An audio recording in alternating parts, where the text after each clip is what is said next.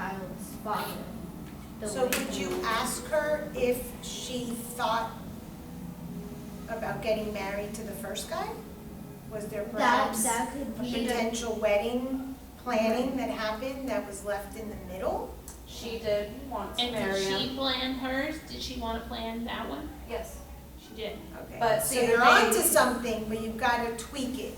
The thing about it was, and it was one day we were just sitting and talking, and she said, I want to marry him, but my mom's not accepting that it's actually, she that wants to be a guy.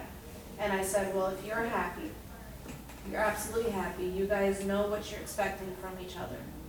You know that this partner's not going to be perfect, especially dealing with, changing genders and everything. You have to understand that. I guess you could say the headache that comes with the confidence of the person, because he was always very macho, but still got like the monthly cycles, had to wear bras, stuff like that, so it made him feel less than a man. And she said, no, I absolutely love him and I want to marry him and I'm willing to take the good and the bad. She sounded really short, really confident. So who broke up the relationship? I don't know exactly, because it's weird how it happened.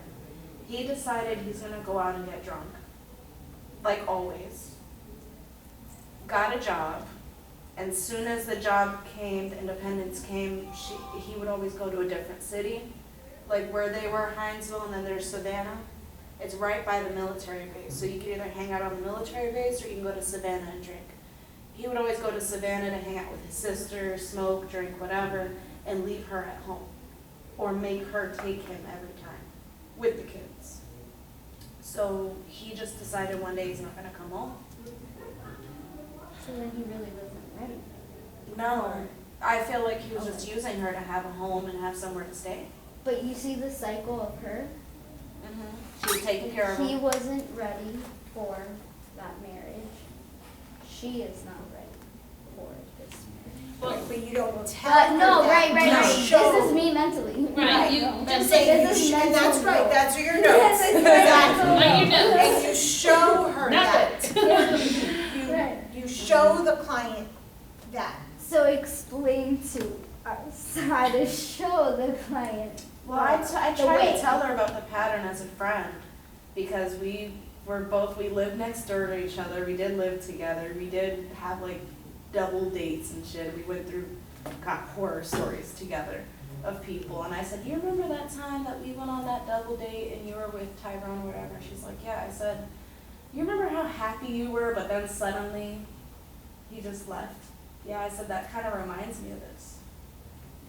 And she kind of put two and two together, and she's like, yeah, I was miserable after that. I'm like, yeah, I would watch out for that. Like, I would clear some stuff up before you decide to tie the knot. the other Okay, thing, that's sorry. effective. No, go ahead. The other thing that Paula mentioned, which you might bring up, since you said you feel like she's filling in the gaps, and you kind of mentioned that maybe she hasn't had time to grieve the last relationship. No, the only time she cried, Doesn't want to. she called me because her power got cut off. And of course, I didn't have the money to send her. And I'm like, crap, what am I going to do? My godchildren need lights or whatever. And she's screaming like, oh, I gave this motherfucker $1,500. $1,500 to get clothes, get a job and all that. And he left her with the lights shut off and didn't care about the kids. So she took that as grieving. And I said, no, honey, you didn't grieve. What you grieved was someone used you. You didn't grieve the fact that you were in a toxic relationship and you were, Right. Right. It's just And anger. that's something It's not to grief. bring up. A grieving cycle is 2 years. This does not mean that you have to wait 2 years to be married, but why don't we do some work around the grief of the old relationship before you bring it into the new relationship? Because anything you do not heal from a prior relationship will come into the new relationship. So in order to keep your marriage intact, supporting the client, validating the marriage, let's do some work on the grief from the previous one so that the marriage is healthy. So you're validating, you're supporting the marriage, or you're just hoping to postpone it so that you can do some work? I have a side question. Yes. My mom is so eager to marry me off, and with Christian, she's now talking how, oh, when are you guys, when are you meeting his family, and when, this and that. And I'm like, what if we don't want to get married? She's like, well, do it civilly then. I'm like, the thing is, what if we don't want to get married? But your mom wants you to get married because that, just like she doesn't want you to smoke in the morning in front of the neighbors, she doesn't want to have a daughter that's in a relationship having sex Also, that isn't legitimate. it reminds me of something that Nicole said about her friend, because my mom said that now I learned something new, that her and my dad got married within the month right after they met. And I'm like, None of that works. that was you guys. Well, no, actually, they were separated till death do them part because my dad died in 24 years ago. Was it because she got pregnant? I feel that in me. I feel that I'm the one responsible for that whole situation. But why would you be responsible for them Because- getting married? Because They had sex. their uncle and niece. But why is And- it your and responsibility? now They're the ones you- who had sex. Yeah, but I feel like I've been the intermediator in the whole relationship, which is why she then, after my dad died, goes and blames me for having killed him. Quote Well, unquote, you saying that might I'm be the one. product of what they did, but I that does just not really make blame you myself for it. the The reason one why that's they get guilty. married. But you're getting something out of blame. You're the victim. So where are you the perpetrator and where are you the rescuer in that situation? In the situation, I don't see myself as either one of those two. Okay, if you're a victim, you're the one that's at fault, right? Right. Or are you the perpetrator? How do you view yourself? What's a perpetrator? Perpetrator is the one who imposes, like the one who rapes you. They impose on you. Then and take from you. that's what I feel more. Okay, so you're the That's the- perpetrator. Who's the victim? My mom. Okay, your mom's the victim. Mhm. And then who's the rescuer? I would say my brother. Okay, Or out of both of us. I would say my brother because after he came into the thing, all eyes were kind of like off me.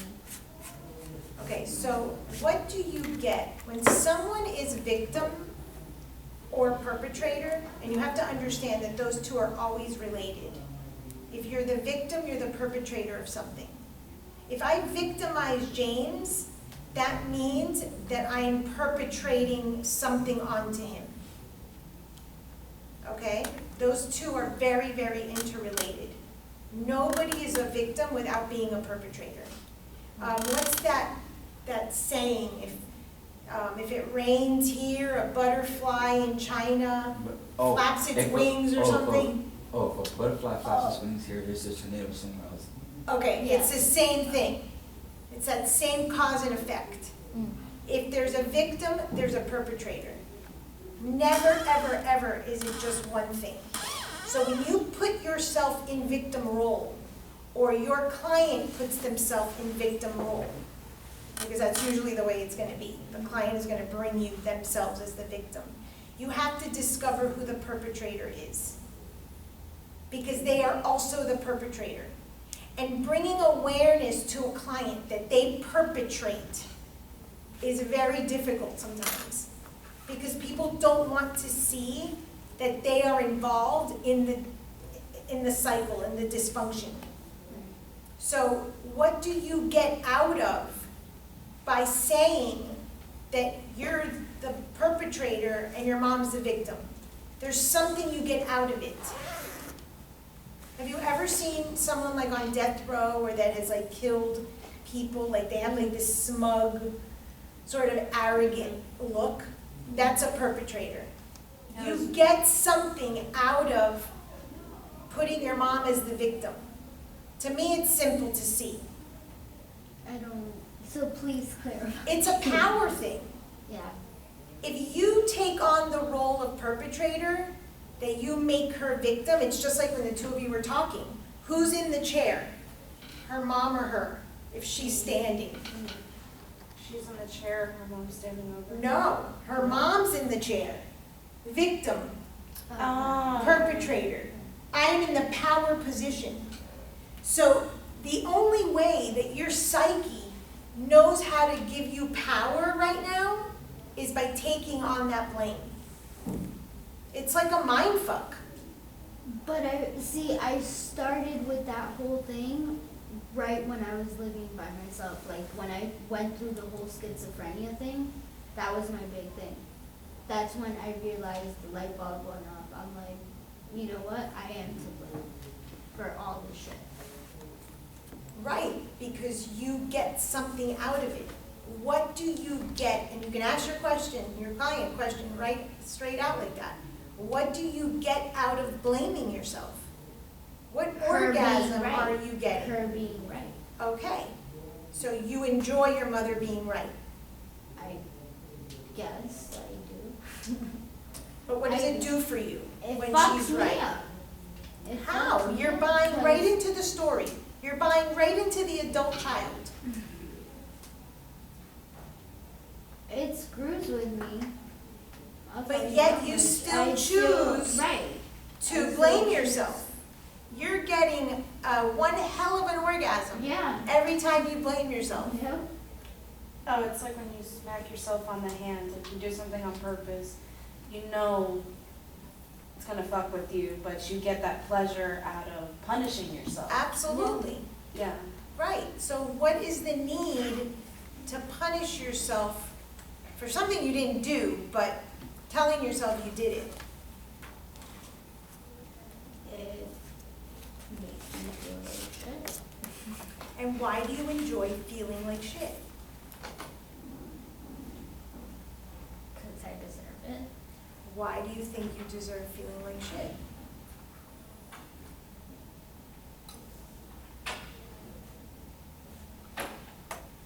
And who is going to come rescue you? Me. And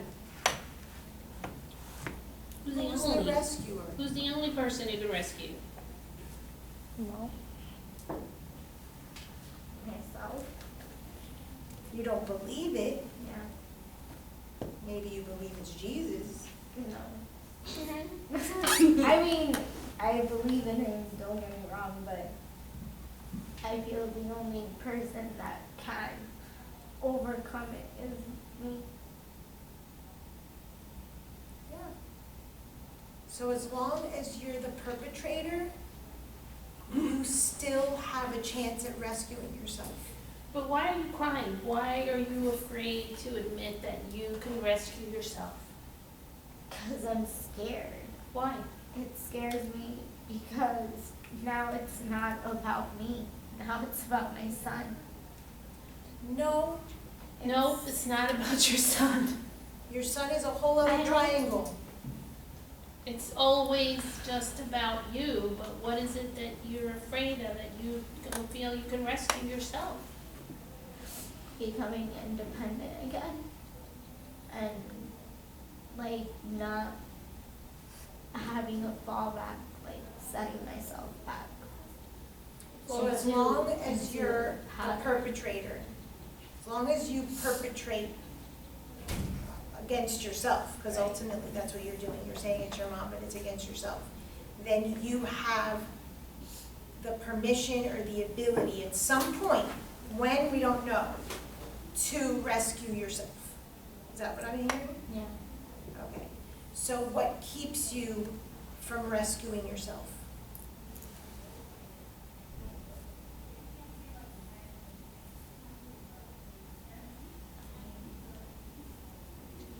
I think it's her. You can't blame her. I can't.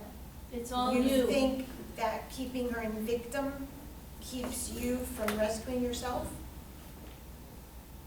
Why? What do you get out of keeping her in victim?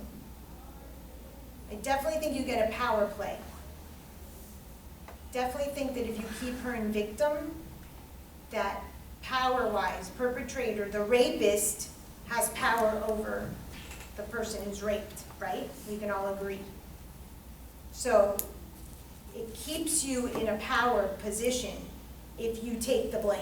Yeah. That's Yeah. the dysfunction of the blame. Painful, but at the same time, like, it doesn't feel that bad. It feels good. Like, What was that? feel like, I don't know how to put it. Like, putting the blame on yourself, like, it's painful, but at the same time, it's like it feels. Yeah. Oh my God, it feels Yeah. great. Are It's you easier. kidding? Yeah. Especially Right for now. narcissists like us. Like right now. Because we're at fault. But it, I can heal my mother's pain. I'm a narcissist, I can heal your wound, of course. I love stabbing myself. not, You know how, like, not I only always- that, but Nicole's just said it. It's easier. If you've been in this pattern, why would you want to do anything different? I'm used to this. I'm just gonna stay here. Like my It's relationship, changed. you know how like I always put it like, oh, so perfect, this and that, but then it's like I got so tired of that it's like so unrealistic.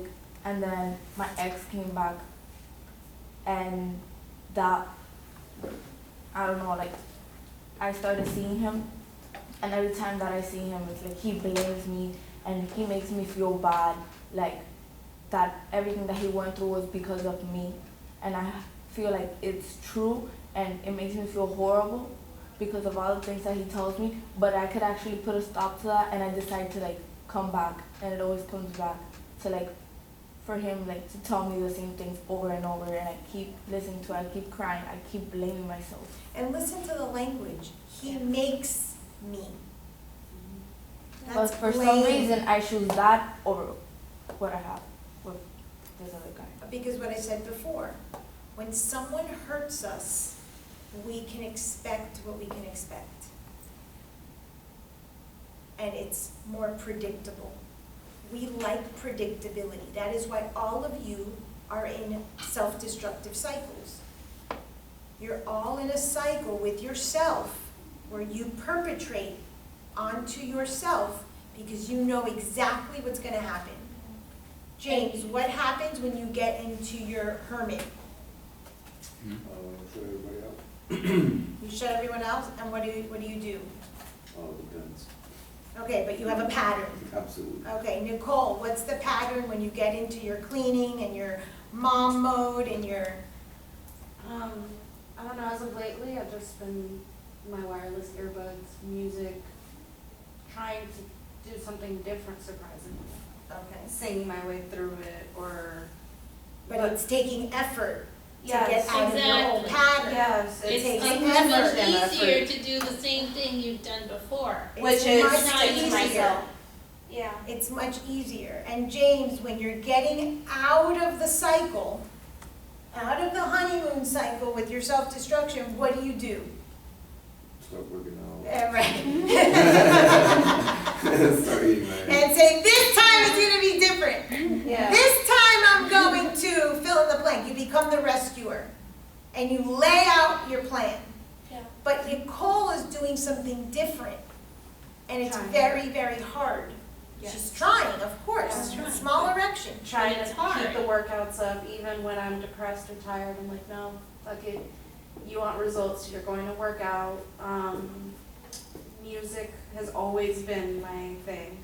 Because since I was younger, I could always remember hearing arguing, smashing of bottles. I don't know, the neighborhood I grew up in, gunshots. You never really know. And I always had music. So I could drown out everyone and everything. And then talking to this one, yeah, she'll make But me you're talk. trying to do a Trying. different pattern. Yes, I'm And so you become your rescuer, definitely, but not so self-destructive. that's the And- goal. But we are constantly in this vicious cycle with ourselves. But one other thing to change is, because I think you don't know what you're supposed to do. How do you make yourself the rescuer? You have to change some you have to change your behavior. Change your behavior. Change, what else do you change besides your behavior? Your mindset. Your mindset. Your patterns. That you your deserve surroundings. to get out of And a situation. exactly, and also look at your life for real and give yourself credit for all those things that you have changed. Look where you are now compared to where you were Oh my God, when we short first met time you, ago. you Okay? guys are different people. You have to see that, and you have to make sure you believe that that counts. That's not, oh, that's just life. No, that counts. You're allowed to take that as part of your worth. You're allowed to accept that and say, I'm doing something. I'm doing good. And I want to keep doing good. But when you fall into these patterns, these victim patterns, because they're easy, because you're used to it, because people have been shitting on me and talking to me like that for so long that, what the hell, this must be my life. No, What I noticed It's not. is self-worth to going through everything now and having pretty much made the decision that I've made is after self-worth. What do you deserve? exactly. Would you, if you were to start over, pick someone who would, talk to you like that, treat you like that? Or would you, at the end of the day, want to feel how you feel? And of course, the old me would be like, oh, hell no, like. And I'm sorry, I don't mean there's two to things. I don't mean to assume that this doesn't take one day to the next. I don't expect you to wake up one day and say, okay, I'm worth it and I'm gonna do all these great things and nobody's gonna talk to me like that, it doesn't work that way. It's little bits, but what I'm trying to get at is we forget to pat ourselves on the back. And we forget that every little thing counts. And that's part of the therapist's responsibility, Exactly. is to point remind that the out. client, oh, remember when this happened, when you did this? Oh, like today with my client who's a grieving widow and she's getting ready for a trip. And I'm like, well, do you remember that you were planning a trip with your spouse when he died? Oh, of course it's difficult to plan for this trip. Of course it's difficult to pack. There's a subconscious memory there, So our job is to remember and remind clients when they can't. Now, going back to the victim perpetrator, we have to remember that if we are behaving like a victim in our life, that somewhere we are being the perpetrator in another person's life. So that's why we have to check the adult. So it's not like, well, I don't know when the bus schedule is, I don't know when I'm coming back. That would be you being a perpetrator, being victim and perpetrator.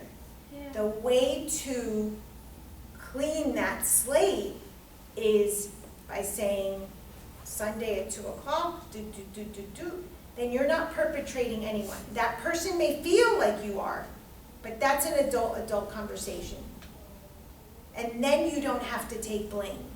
But we have to pay attention to when we're sitting in victim mode, that we're also being a perpetrator to somebody.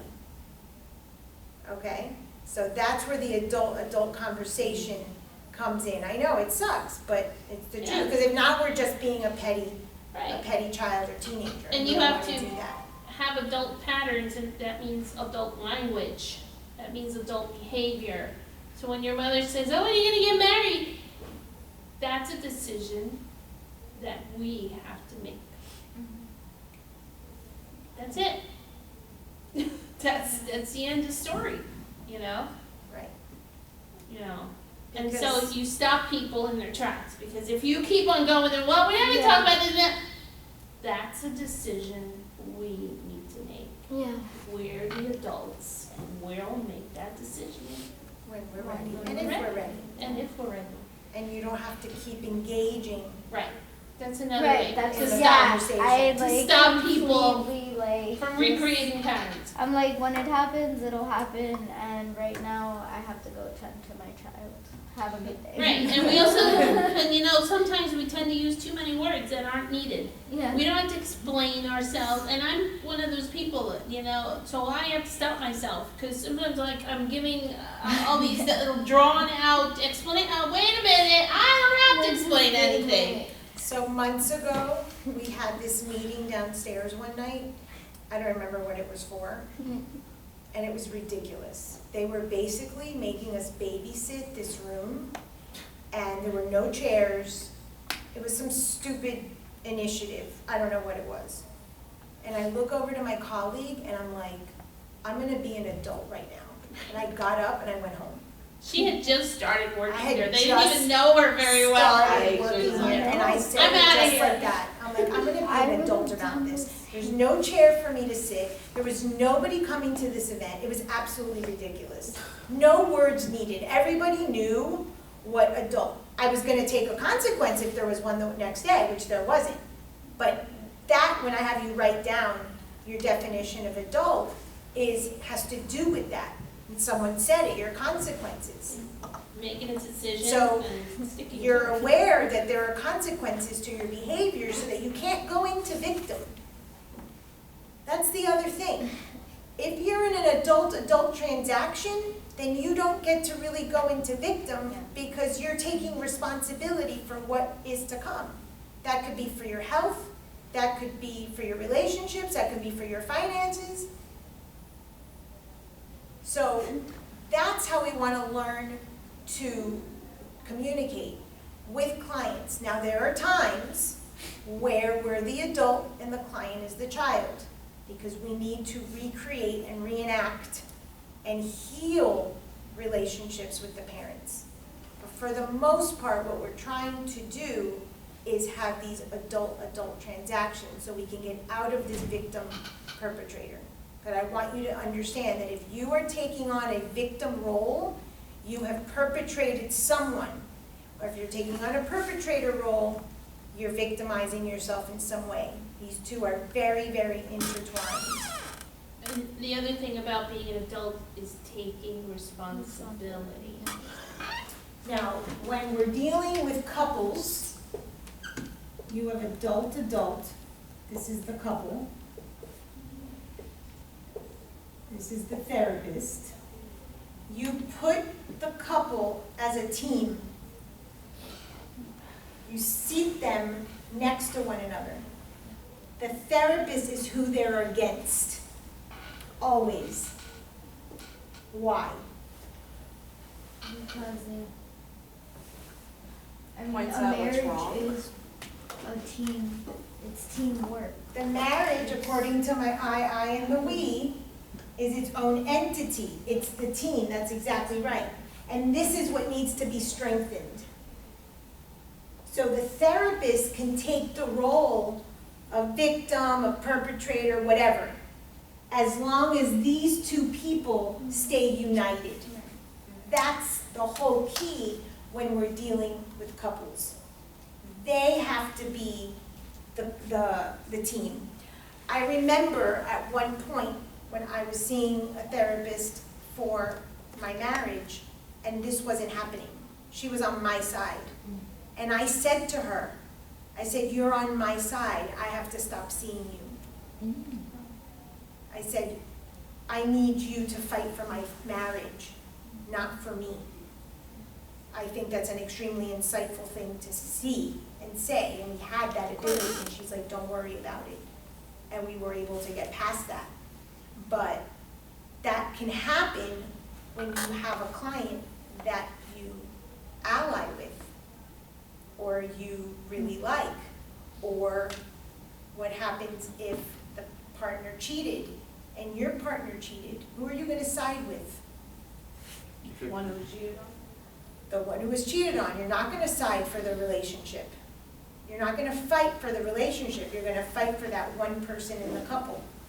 That's why you have to check yourself. If you're not going to fight for the marriage or for the couple, then you're doing harm to the person and the people involved. The therapist should always be the outside. So if we're looking at alliance, it should be mother, father, and then child. Not that the adult is child, it will be all adult, adult, adult. But that's the way that that transaction should be. Because if not, then you become the rescuer of one or the other. And what you want to do is become the rescuer of the couple, of the we, of the whole institution of Like the marriage. point of it or not. Okay. Yes. Mm. And so that's one of the reasons why we really, really need to check ourselves in terms of, can we tolerate what is happening in this person's life? Or do we have too much of a vested interest because it happened to us? So how many of you have been cheated on? Could you see a couple where there's been infidelity? Yeah, Yeah. I think I could. Yeah. Okay, Tricia cannot. Why? I'm gonna, like you said, I'm gonna always take the victim role, because then I'm gonna put myself in whoever's position. And when they cheat, I'm gonna put myself in that position, and then this replay, like it's happening to me all over again, and I'm gonna react and give them the answers to how I would have wanted it, you know, so. Absolutely. And I'm gonna, yeah, it would run. Right. And notice how she said, I will give them the answers, when we don't give answers. Yeah. But of course, she's gonna wanna reenact, and that man, let's assume, is now the husband that cheated on you. It has nothing to do with Tommy, the guy that's in the chair.